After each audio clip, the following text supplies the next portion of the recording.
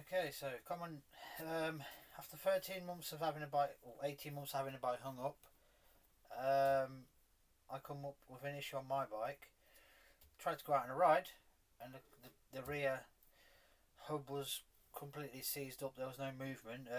So I'm basically going to show you how to do repair on this. So as you can see, the cassette is moving freely both ways for some reason. So there's only one reason for this. The free hub was damaged. So I'm basically going to talk you through it, how to replace it,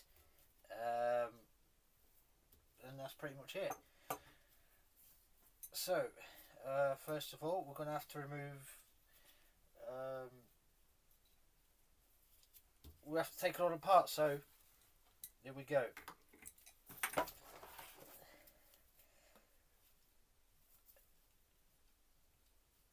So I'm starting by removing the axle, which is the main bit that needs to come out before I go anywhere else.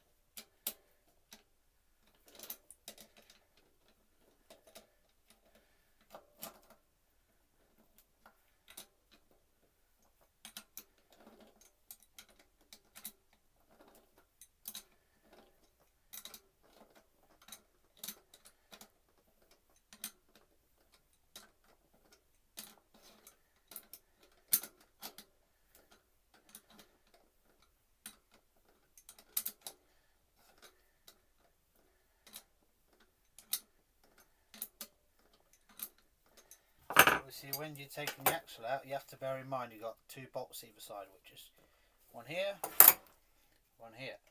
You have to hold one side to be able to take the bolt out.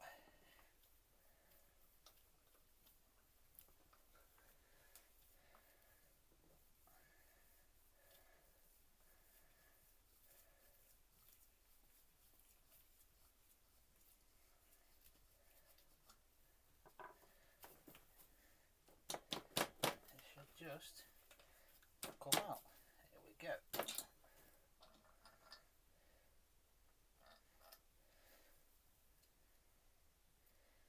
As you can see, my axle's intact. However, my bearings have completely disappeared, and well, I've got some on this side, but the opposite side there's no bearings to it. So it looks like there's a bit more damage than what I actually thought. However, so make sure you always keep everything intact and together. So the axle's pretty good. I'm just going to put the bolts back together before I lose them.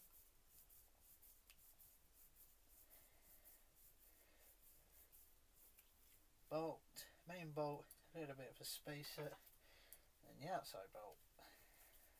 Go. Right, now I'm going to have to take the bearings. They're actually inside.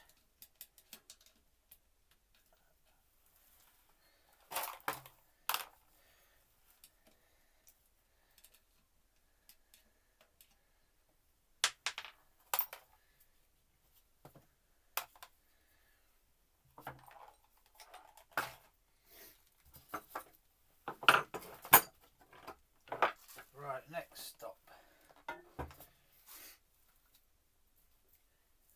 Removing the locking bolt out.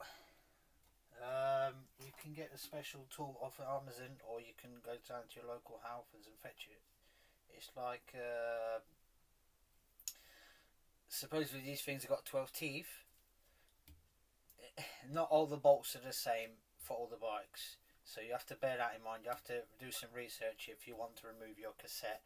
You have to find out what size bolt it is and what size tool you need. Obviously mine is a 10, which is most common ones, 12 teeth bolt remover. So all you do is insert it. It should go in just right, but I've still got some bearings inside here which are going to cause a bit of an issue if I don't take them all out. All bearings have come out. Here we go. 4 bearings left. Now you'll insert a bolt there. You get the correct size tool to remove it. It shouldn't be too tight anyway.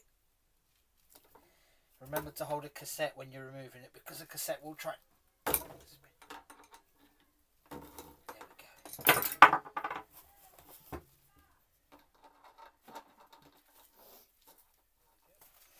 Right. So after you've removed the bolt, as you can see, the bolt tool and the bolt, it's quite easy stuff.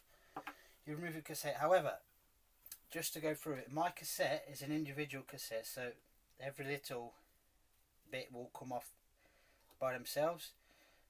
I'll make it easier. I'm not going to take it off as all individual because it's a bit of a pain to put it back on, because obviously you've got certain, I'll show you, you've got certain tunnels on the free hub. You also got certain tunnels. I'll show you the new hub with the tunnels. Obviously that's where the cassette is meant to go in. So fin tunnel, the cassette will go fin to fin and it will just run down each and individual tunnel. I'm not going to do it. I'm going to make it easier by just removing the whole lot in one and then putting it back in as one. I will show you. There's all the tunnels in there, all intact, no problem with the tunnels. Put that to the side and go through for removing the free hub body.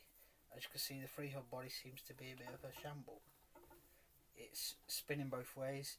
It's not doing its usual click that they're meant to be doing. So obviously that is a common issue seem to be having with hubs nowadays. So you inside here is a bolt which secures the free hub body. It's a 10mm wrench key to remove it, so it's pretty simple. Knock it inside and loosen it up. There you go. It all comes through. Sometimes they're quite easy to come out. Sometimes you need to put a bit more tension in it. Obviously this one was quite easy, so remove it. Boom, straight out. Here comes the bolt. Put it to the side again, and the body is intact. However, it's knackered up.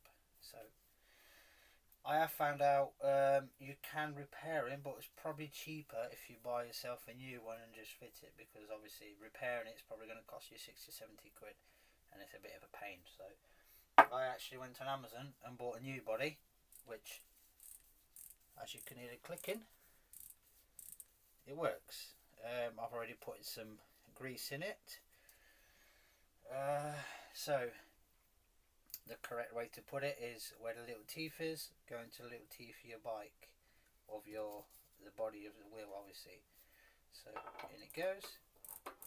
There you go. Perfect. So like this. As you can see, put the bolt back in. Boom, straight in, and tighten it up.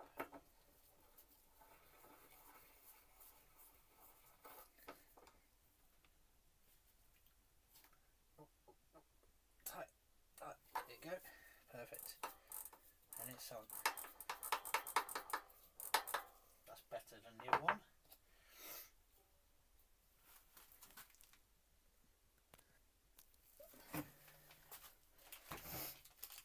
I also got some replacement bearings, as I've been told when doing jobs like this it's better to replace. I went down to my local Halfords and got some 1/4 bearings, obviously larger size.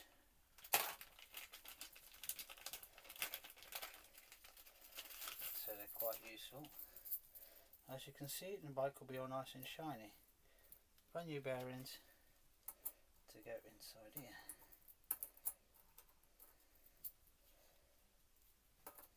I reckon Halford sold me the wrong size bearings, but I am going to try it out. I'm not going to lie, this is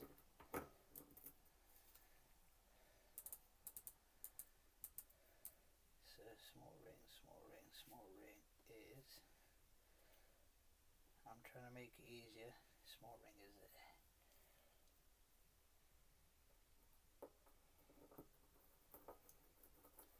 Boom, straight through.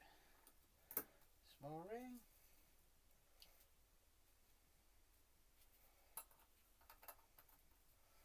Small ring. Putting my bolt back in. However, these bearings ain't going to fit on here, so there might be an issue. Yep, like I said, there'll be an issue with bearings again from Halfords. Great, that's what I needed. But I've got my old bearings which do the job. I'm gonna swing them off after. So remember, put the bolt back in, obviously with the same tool.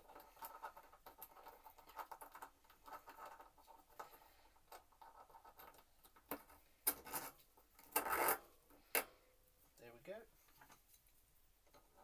I'll just tighten it.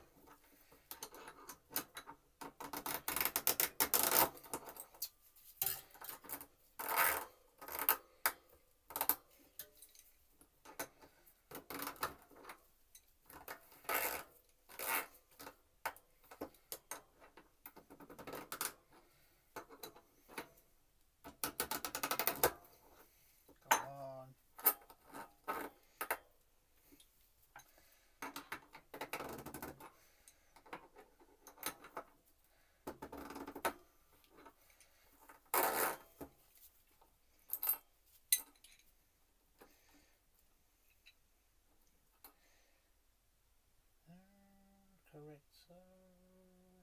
There.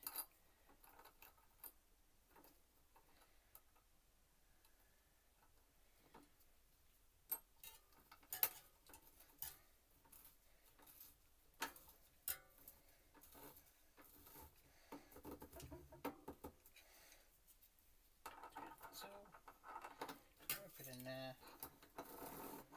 There we go.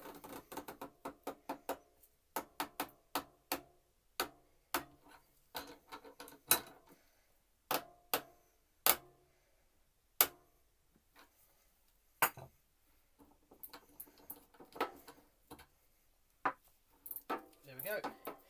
Free body replaced. As you can see, it now turns fully one way only, as it's meant to be. Job done, ready to go. Thank you very much for watching the video. I hope this made it useful for you guys. If you got any questions, please don't hesitate to drop us a message. Obviously, drop down below. Leave us a message, ask a question. I'm more than helpful if you want. Thank you.